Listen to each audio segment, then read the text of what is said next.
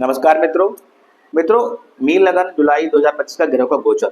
मित्रों 11th और 12th Lord होकर सैटर्न बैठे हैं आपके फर्स्ट हाउस में, लगन बैठे हैं। तो कहीं ना कहीं ये जब एक तरफ तो ये आय के नए आपको मार्ग देंगे, स्रोत देंगे, वहीं दूसरी ओर कहीं ना कहीं बे के भी आपको जो है रास्ते खोल देंगे। तो इस प्रकार से आय भी होगी और व्यय भी होगा। अब चूंकि ये बेश होकर लगन में बैठे हैं तो आपके स्वास्थ्य के प्रति आपको चिंताजनक रहना पड़ेगा, अवेयर रहना पड़ेगा।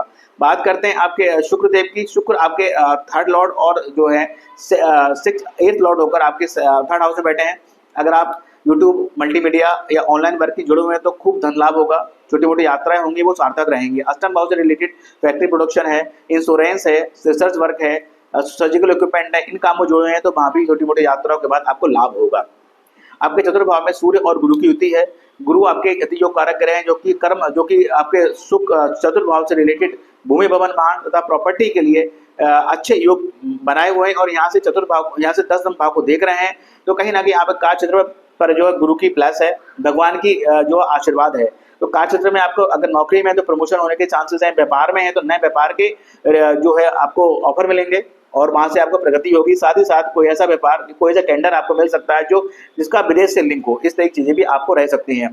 पंचम भाव के स्वामी जो है, अगर बात करें पंचम भाव में जो है बुध बैठे हुए हैं, जो कि आपके 4th लॉर्ड और आपके 7th लॉर्ड हैं। तो प्रेम विभाग का योग बना हुआ है। न्यू अगर प्लान करना चाह रहे हैं, बेबी कंसीव करना चाह रही है फीमेल्स हैं, तो ये अच्छा योग है। संतान के पॉइंट ऑफ व्यू से, एजुकेशन के पॉइंट ऑफ व्यू से ये अच्छा योग है।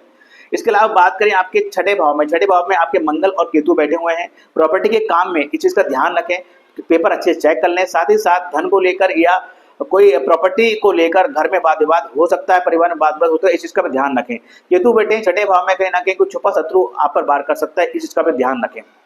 इसके अलावा छठे भाव का स्वामी सूर्य आपके चतुर्थ भाव में बैठा है। माता के स्वास्थ्य का ध्यान रखिए, उनको बीपी हाई शुगर बीपी हो सकता है, उनको हाई शुगर हो सकती है, उनको जो है कोलेस्ट्रॉल उनका बढ़ सकता है। इस तरह की चीजें यहाँ रह सकती हैं। राहु और केतु का एक्सिस 12th और 6th हाउस में है, तो कहीं ना कहीं अचानक से खर्चा दे सकते हैं।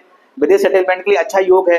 तो ये 1.5 साल के पीरियड में इस चीज का ध्यान रखिएगा कि अचानक से कोई भी डिसीजन आप ना लीजिए जो व्यय से रिलेटेड हो।